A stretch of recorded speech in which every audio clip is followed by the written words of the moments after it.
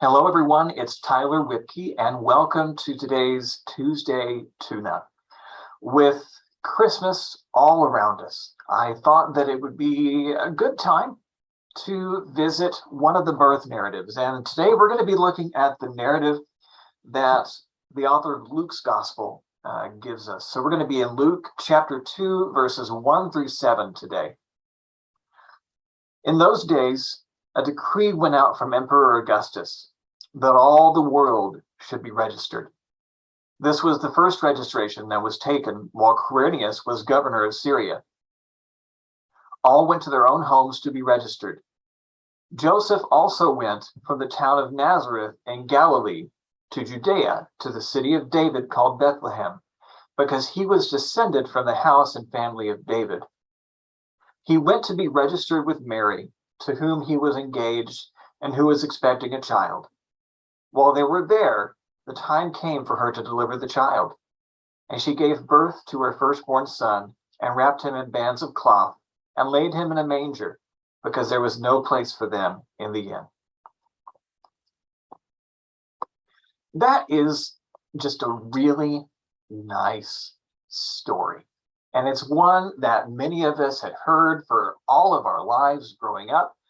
And if you're like me, you grew up being in children's pageants, and there's the birth of Jesus, and it's usually this little plastic doll that they've got there, and it's just all perfect and laid in the manger with some carefully arranged straw, and it's picturesque.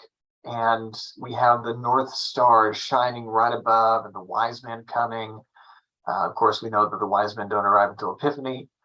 But it's just a very nice way to package the Christmas story.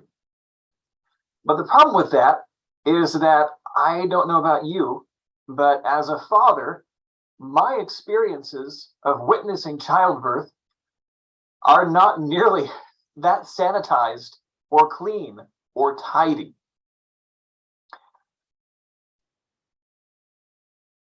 It's messy, folks. For those of you who've experienced that and witnessed that, you know that this is true. For those of you who have not yet, or may never, just take my word for it.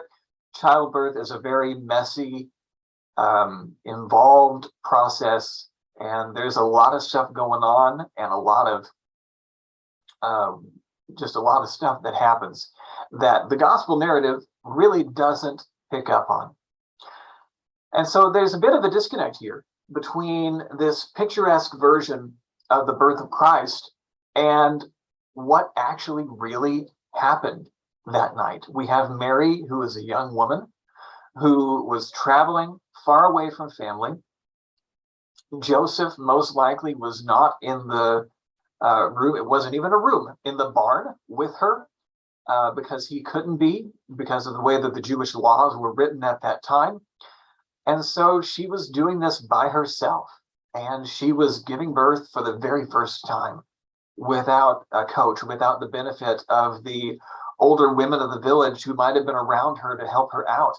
And I can imagine that it might have been a very frightening and scary and painful time for her. And if we're being honest, sometimes life, especially around the holidays, can be painful. And it can be an anxious time. And it can be a time full of grief when we feel the need and the pressure to get everything so perfectly right and correct. But it's just tough to do. So here's the thing that I want you to take away today. Christmas doesn't have to be perfect.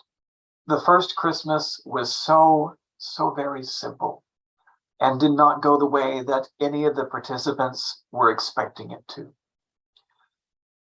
If your Christmas is full of hiccups and maybe the budget's tight this year, or weird Uncle Dave is coming and you'd rather not have him there, just know that the first Christmas didn't go as planned either. And the second thing that I want you to know is that your spiritual life can be messy. Because when Christ first came into the world, I am sure that it was a mess.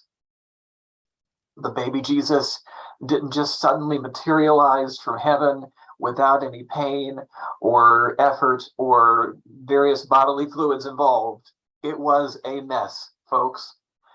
And as we strive to bring our own spirituality to life and to give birth to authentic expressions of ourself and our relationship with Jesus, we need to be prepared for that to be messy. We need to be prepared for some things not to make sense right away and to have to rearrange and figure out what it is that God is calling us to and who we are in Christ. Because my faith and my spirituality is not going to look like your faith and your spirituality. And sometimes we just have to figure that out. And from an outsider's point of view, it might look like you don't have it all together. But that's okay, because you're taking the pieces, you're connecting with God in meaningful ways, and you're figuring it out, even over the course of years, well into adulthood, because that's just what it takes sometimes to bring to life the faith and the life that Jesus calls us to. So no matter what kind of a mess you find yourself in this holiday season, know that Jesus has been in a messy situation too. And he's with you, and he loves you, and can't wait to see what it is that you are growing into to become as you walk beside him and he accompanies you on your journey of formation and development. I wish you all the best and a Merry Christmas and a Happy New Year. Have a great day.